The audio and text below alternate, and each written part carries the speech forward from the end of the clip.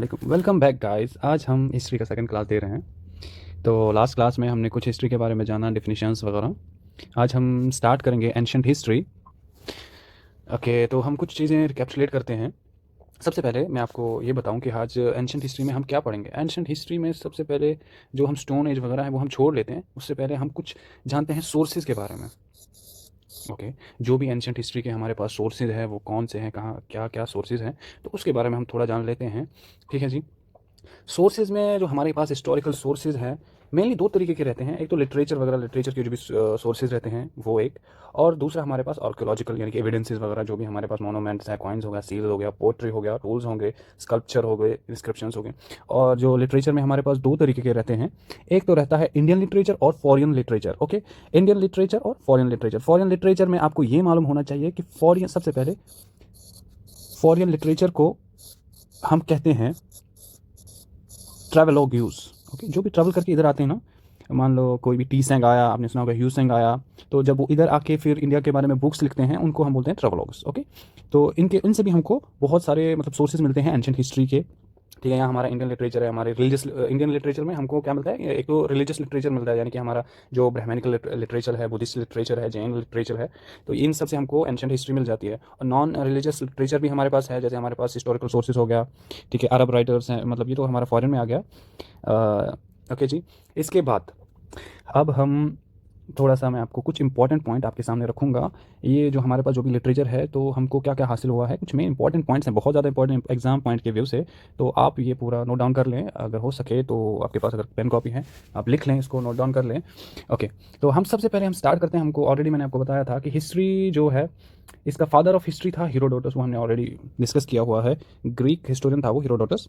Okay, तो सबसे पहले मैं आपको बताता हूँ कि जो हमारा इंडिया है, जिसको हम भारत कहते हैं, ओके, ये जो भारत वर्ड है ये मेंशन हुआ है फर्स्ट टाइम, अगर आपको मालूम होगा कौन सा स्क्रिप्चर में मेंशन हुआ है, वो है, उसको बोलते हैं हाथी गुम्पा इंस्क्रिप्शन। क्या? हाथी गुम्पा इंस्क्रिप्शन।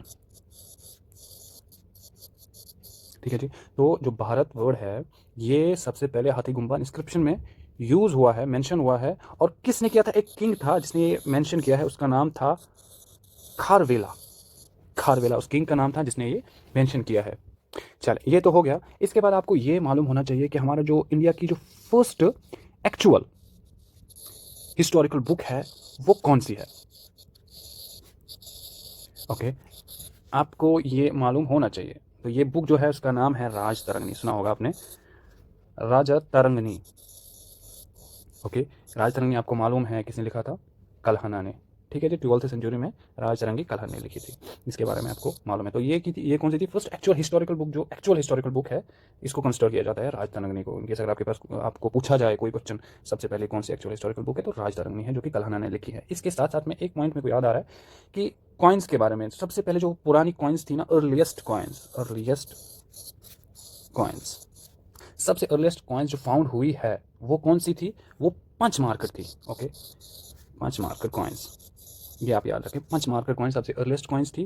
ठीक है, उनमें कोई फिगर्स नहीं रहती, सिर्फ पंचेस उन पे मार्क किए जाते थे बस। तो वो कॉइन सबसे पहले यूज़ हुई है, हमको मिली है सबसे पहले। ओके, इसके साथ साथ में एक पॉइंट है, आप याद रख लें कि स्टडी ऑफ कॉइन्स, बस एक इंपॉर्टेंट पॉइंट है, याद रखना तो रख लें, नहीं तो बस बेहतर है याद रख लें। Study of coins, study of coins अगर किसी को मालूम है तो ठीक है। स्टडी ऑफ कॉइन्स कहते हैं, उसको कहते हैं हम न्यूमिस्मैटिक्स। हाँ, न्यूमिस्मैटिक्स होता है स्टडी ऑफ कॉइन्स। कभी यूज़ आ सकता है आपके, बस अभी मैंने बोल दिया, क्या पता कभी यूज़ आ जाए, किसी एग्जाम में आपको क्वेश्चन आ जाए। स्टडी ऑफ कॉइन्स को क्या कहते हैं? न्यूमिस्मैटिक्स। ओके, ये कहते हैं स्टडी ऑफ कॉइन्स को। ओके, इसके बाद जो इंडिया का प्री हिस्टोरिक पीरियड था, pre historic period of India, okay, इसको डिस्कवर करने का क्रेडिट एक शख्स को जाता है जिसका नाम था doctor primrose. Okay, doctor primrose वो शख्स था जिसने pre historic period of India discover किया गया है, इसको वो क्रेडिट जाता है। तो कब किया था इसने? इसने किया था 1842 को। ओके, ठीक है जी, 1842 को ये क्रेडिट दिया जाता है डॉक्टर प्रिमरोज को कि discovery of pre historic period. ठीक है जी। एक और पॉइंट आप याद रख लें कि जो ब्राह्मी स्क्रिप्ट है, ओके, ब्राह्मी स्क्रिप्ट, जो भी ब्राह्मी स्क्रिप्ट्स है ना, तो उसको पहली बार जो डिसिफर किया था, ट्रांसलेट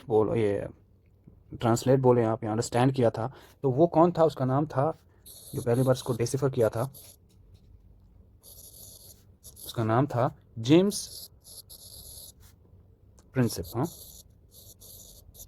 ओके, ये कब किया था इसने? 1837 एडी में। ये भी आपको याद रखना है, इतना इंपॉर्टेंट नहीं है, बस अपने दिमाग में आप रख लेंगे चीज़ें। ओके, तो और एक चीज़ है, और एक बुक है, उसका नाम है, बहुत इंपॉर्टेंट बुक है, बुक का नाम है pre historic India.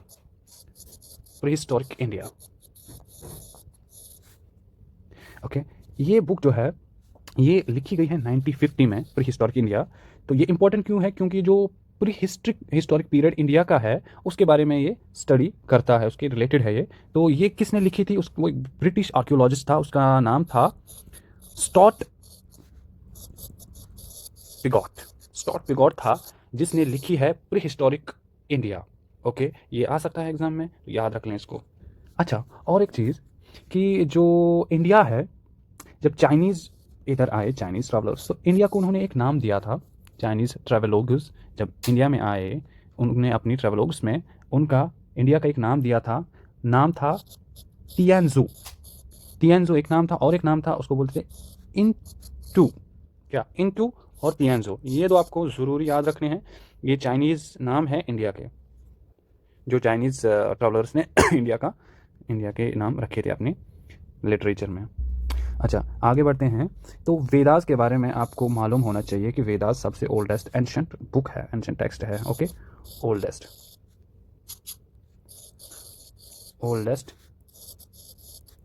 Ancient text, ठीक है। ओके, तो ये ओल्डेस्ट एंशंट टेक्स्ट है। इसके साथ एक पॉइंट और है कि इसका जो कंपोजर था, उसका नाम था महर्षि वेदाव्यासा। महर्षि वेदाव्यासा, ये क्वेश्चन आ सकता है, तो आप याद रख लें, इसका महर्षि वेदाव्यासा था जो इसका कंपोजर था, किसका? वेदास का। ठीक है जी। और एक पॉइंट है कि अकॉर्डिंग टू एंशिएंट बिलीफ्स, जो ओल्डेस्ट किंग माना जाता है इंडिया का, ओल्डेस्ट किंग, ठीक है, वो था ओल्डेस्ट किंग। हाँ, उसका नाम था विवेशांत मन्नू। ठीक है, इतना इंपॉर्टेंट नहीं है, बस आप रिमाइंडर रख लें कि ओल्डेस्ट किंग जो था उसका नाम था विवेशांत मन्नू। ओके, ये अकॉर्डिंग टू एंशिएंट बिलीफ्स है कि वो मानते थे पहले ज़माने के लोग कि सबसे पुराना जो किंग था उसका नाम था विश्वनाथ मन्नू। ओके, अभी कुछ डायनास्टीज़ हैं जो, जैसे गुप्ता डायनास्ट हो गया, मौर्यन, जो सबसे बहुत पुरानी डायनास्टीज़ है, तो ये कुछ स्क्रिप्चर्स में मेंशन की गई है, तो हम वो स्क्रिप्चर में आपको बताता हूँ। जैसे गुप्ता डायनास्टी हो गया, गुप्ता डायनास्टी, तो ये दो स्क्रिप्चर में मेंशन हुआ है। एक स्क्रिप्चर का नाम है वायु पुराना, और दूसरा स्क्रिप्चर है जिसमें गुप्ता डायनास्टी मेंशन हुई है, उसका नाम था नरादा स्मृति। क्या? नरादा स्मृति। ओके, और एक डायनास्टी थी जो मौर्यन डायनास्टी,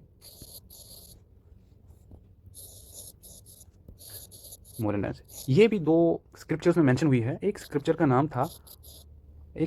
नाम है विष्णु पुराना, और दूसरी स्क्रिप्चर है जिसमें मेंशन हुआ है मौर्यन एम्पायर, उसका नाम है अर्थशास्त्र ऑफ कौशल्या। क्या? अर्थशास्त्र ऑफ कौशल्या।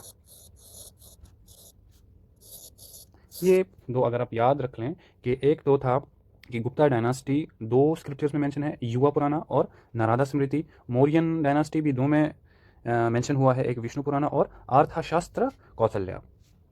एक पॉइंट आप याद रख ले कि जो हमारे पास स्मृति टेक्स्ट है ना, स्मृति जो भी टेक्स्ट हमारे पास, स्मृति के बहुत सारे टेक्स्ट हैं हमारे पास, उसमें से सबसे जो ओल्डेस्ट और सबसे एविडेंट है ना, सबसे ओल्डेस्ट एंड एविडेंट जो है वो है मनुस्मृति। मनुस्मृति सबसे ओल्डेस्ट और एविडेंट है, सबसे क्लियर है मनुस्मृति सब स्मृति टेक्स्ट में से। ओके, इसके बाद हम आते हैं महाभारत पे। महाभारत, क्योंकि महाभारत से भी हमें बहुत एंशिएंट इंडिया का पता चलता है। तो महाभारत के आपको कुछ चीज़ें मैं आपको बताता हूँ कि सबसे पहले जो महाभारत है वो मेंशन हुआ है अश्वलायना गृहस्थोत्रु, उसमें ये मेंशन हुआ है। किसमें? सबसे पहले फर्स्ट मेंशन हुआ है, जो हमको मिलता है कौन सी बुक में है, तो उसका नाम है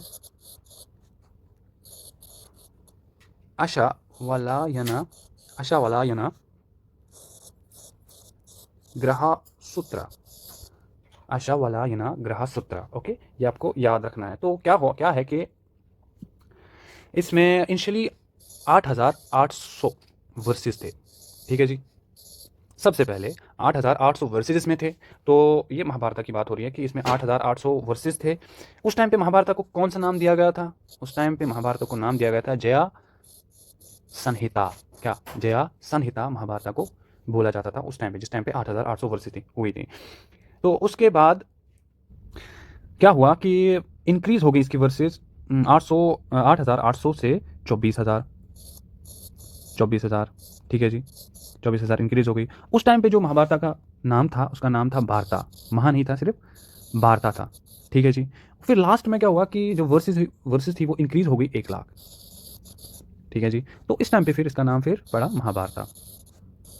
महाभारत, ठीक है जी। ये आपको याद रखना है कि जब 1 लाख वर्सेस इसकी हुई उस टाइम पे महाभारत फिर इसको बोलना स्टार्ट हो गया। पहले वार्ता, तो सबसे पहले जया संहिता था, उसके बाद वार्ता हो गया, उसके बाद फिर महाभारत। हाँ, और एक पॉइंट, जो महाभारत है ना उसको और एक नाम भी कहा जाता है।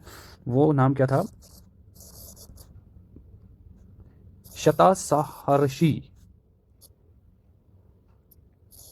सॉरी, SRI, शतासहस्री संहिता। क्या पता किसी एग्जाम में आ जाए कि महाभारत को और एक नाम क्या कहा जाता है, तो ये है शतासहस्री संहिता।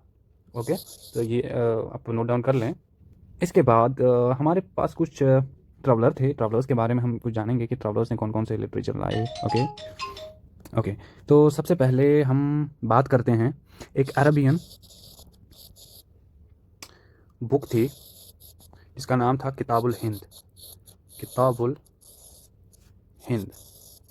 ओके, तो ये किताबुल हिंद जो है, इसका ऑथर कौन था? ऑथर था अल-बिरूनी। बहुत इंपॉर्टेंट है, अल-बिरूनी की ये किताब। ओके, अल-बिरूनी आपको मालूम है कि 11वीं सेंचुरी का ईरानियन स्कॉलर था।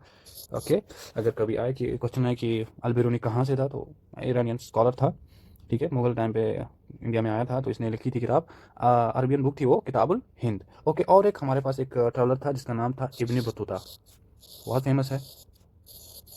इब्न बतूता के बारे में आप 2-3 चीज़ें जान लें। सबसे पहले कि इसका एक फेमस नाम था रिहला, याद रखें, रिहला का मतलब होता है जर्नी। ओके, इसको रिहला के नाम से भी पुकारा जाता था, ठीक है। इब्न बतूता के बारे में अगर आपको मालूम हो कि इब्न बतूता कहाँ का ट्रॉलर था, ये था मोरक्कन, ठीक है। क्वेश्चन आ सकता है कि इब्न बतूता कहाँ से आया था, तो वो कहाँ का ट्रॉलर था, कहाँ से आया था वो इंडिया, तो वो मोरक्को से आया था, ठीक है जी। मोरक्को से आया था। और किसके टाइम पीरियड पे आया था? मुगलों के टाइम पीरियड पे आया था। कौन सा उस टाइम पे कौन सा रूलर था?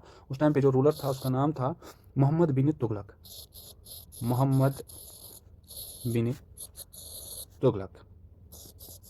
ठीक है जी। तो मोहम्मद बिन तुगलक के टाइम पे जब आया था, मोहम्मद बिन तुगलक ने क्या किया, उसने इसको अपॉइंट किया था काजी। ये भी इंपॉर्टेंट पॉइंट है। कहाँ का काजी अपॉइंट किया था? दिल्ली का, ठीक है जी, दिल्ली का इसने इसको काजी अपॉइंट किया था। इसके बाद और एक ट्रैवलर है जिसको हम बोलते हैं मार्को पोलो, नाम आपने सुना होगा। तो मार्को पोलो कौन से टाइम पे आया था? बहुत पहले आया था, जिस टाइम पे पांड्या किंगडम हुआ करता था, ठीक है जी। ये आपको याद रखना कि मार्को पोलो पांड्या किंगडम के टाइम पे आया था। ओके, तो ये तो हो गया कि ट्रैवलर के बारे में। और कुछ पॉइंट्स हैं, शॉर्ट में आपको बता देता हूँ। जैसे कि मनुस्मृति जो है ना, जो अभी हमने पढ़ा है कि सबसे पुरानी स्मृति जो है मनुस्मृति, और एविडेंट भी है, तो ये ट्रांसलेट की गई थी इंग्लिश में, ठीक है। इंग्लिश में जब ये ट्रांसलेट की गई थी तो उस बुक का नाम था, जिसमें ट्रांसलेट की गई थी, उस बुक का नाम था ए कोड ऑफ जेंटो लॉज, ठीक है। ए कोड ऑफ जेंटो लॉज, ये कब ट्रांसलेट हुई थी? 1776 में। 1776 में कौन सी बुक? मनुस्मृति ट्रांसलेट हुई थी इंग्लिश में। तो उस टाइम पे जब ये बुक ट्रांसलेट इंग्लिश में हुई, उसका नाम था ए कोड ऑफ जेंटोलाज, और ये ट्रांसलेट कब हुई थी? 1776 में। इसी के साथ आपको ये भी मालूम होगा कि भगवत गीता जो है, भगवत गीता